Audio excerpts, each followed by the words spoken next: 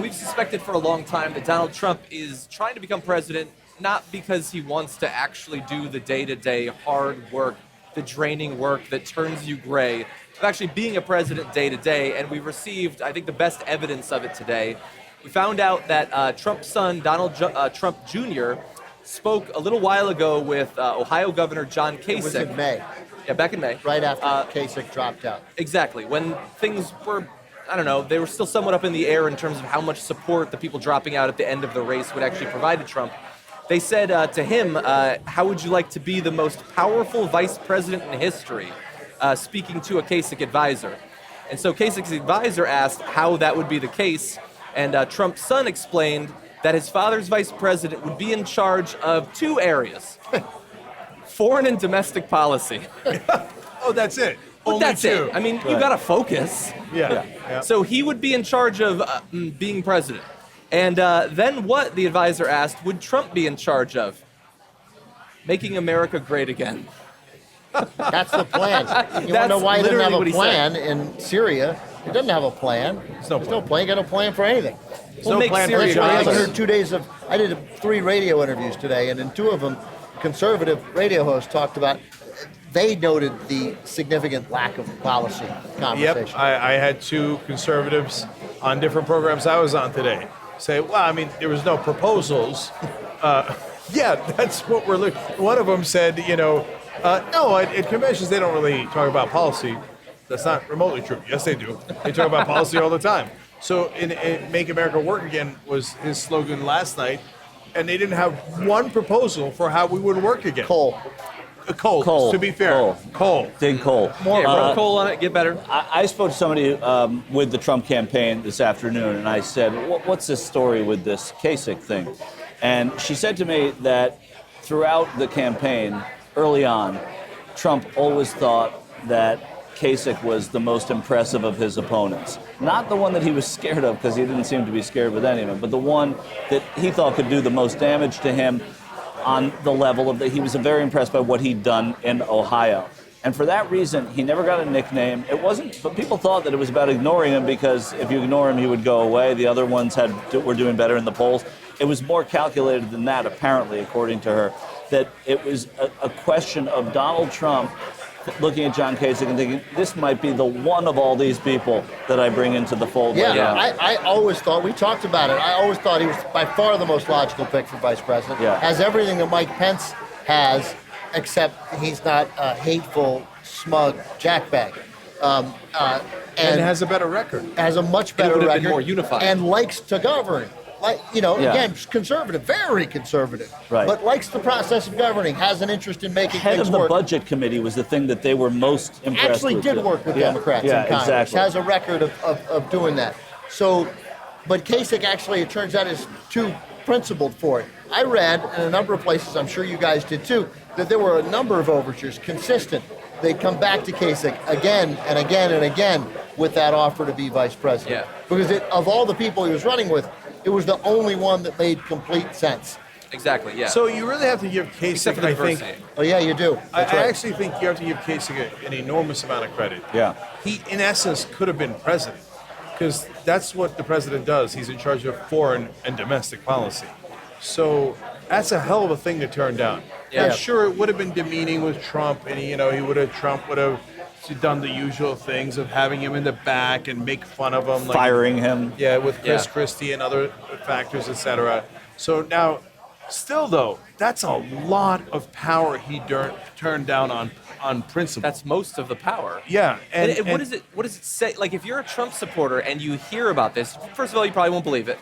But if you believed it, that he's basically saying, all I want is to help out this country, except not with any of the actual stuff that a president does. He can do that. Well, then why don't you just vote for him? And I would assume that Kasich supporters would have been mad that Kasich didn't take it. But that also now, if he's apparently of a mind that he doesn't want to do anything, any domestic, any foreign policy, and he's willing to just hand it off to Kasich doesn't want to, okay, I'll hand it off to Pence. They're not that similar men. You don't really care about the differences in how those two men would govern. And for a lot of people, not Trump supporters, but people who are maybe not enthusiastic about Hillary Clinton, who are now going to look at this and say, well, Trump was a wild card, okay? He could do some liberal things, he could do some progressive things. Well, now Trump's not in charge if he becomes president. Mike Pence is going to be in charge if he becomes president, according to this theory of VPing.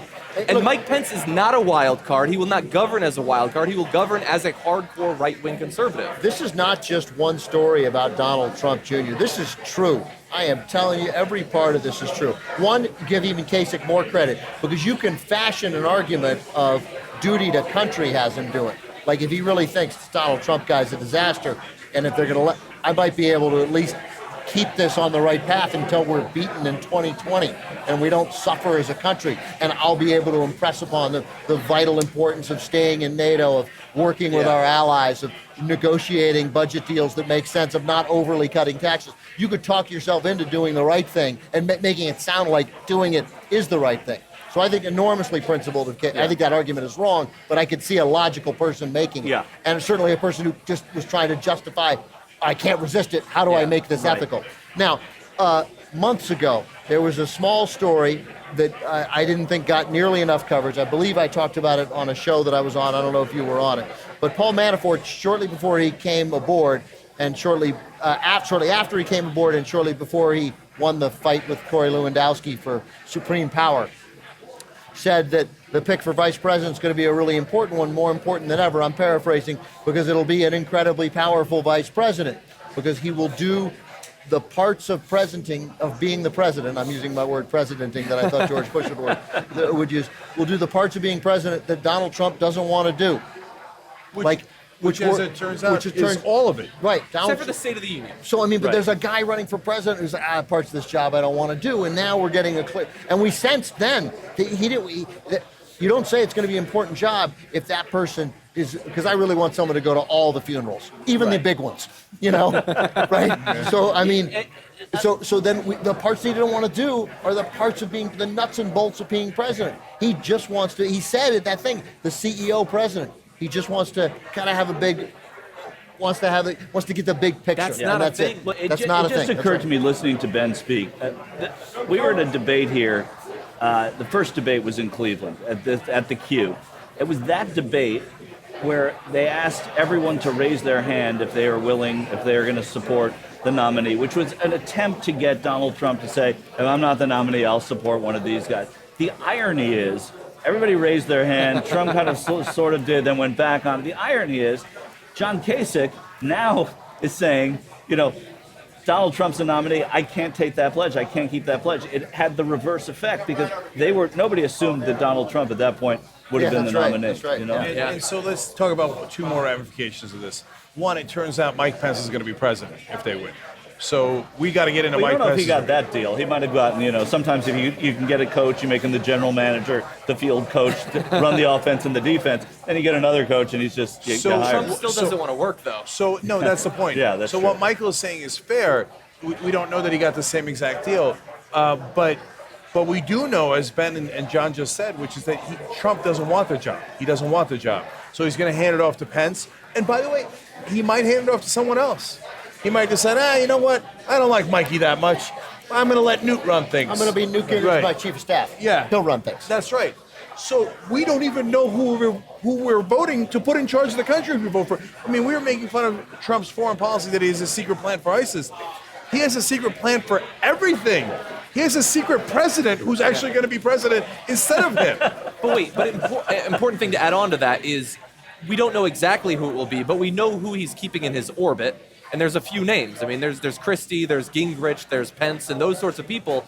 And again, none of them, Christie 1/10 as much, none of them are liberal one day, conservative another day wild cards. They're fucking conservatives. They're hardcore, long-serving conservatives. Forget and Jeff so that Sessions whole wild too, as well. Yeah, Jeff Sessions. Maybe he'll bring in Steve King or something like that. But the whole thing of, well, we'll get some good stuff because he's liberal sometimes, we'll get some bad stuff, that argument never really made that much sense to me, and it doesn't make any sense anymore. Whoever is going to actually do the work of governing is going to be far more conservative than Donald Trump, potentially more conservative than George W. Bush. And by the way, every liberal thing that Trump has said is counteracted by more specific things that aren't liberal. I mean, he's now made it very clear what kind of judges he's going to appoint, right? The tax plan we know devastates the middle class and plays the burden of the national debt on the deficit on the working class, and obviously ignores the poorest Americans. Right now he says he's against the TPP. Who in their right minds thinks Donald Trump is going to engage in trade deals that don't benefit solely people who want to expand and open their businesses around the world? It's inconceivable to me that he would do anything else. Yeah, and what he's going to do is, well, I negotiated a better deal. Right. That's what you he's hired gonna me say. for, and I did the TPP, but I made it better. I made it fantastic. I made it tremendous. Now, final ramification of this is that Donald Trump, this is what incompetent people do. They say, oh, I don't want to micromanage. I'm the CEO, president. I'm just going to delegate. But that's not how life works. You know what happens if you do that in business? You go bankrupt. It's not an accident Donald Trump went bankrupt 4 times. Because he's like, I'll delegate running my casino to someone else. Right. And I'll delegate running this business to someone else. Well, that's not how it works. If you own something or you're the president, you're responsible. It's laziness couched in glorified terms of management. But if it was such great management, well, all those companies he ran wouldn't have gone bankrupt. It's actually a terrible management style. And that's what he's going to do with the whole world. Because if he's the most powerful man on earth and doesn't care to do the job, he goes, I don't know, somebody else do it. Right. He's going to do to us what he did to his companies. He's going to bankrupt us and he's going to destroy us.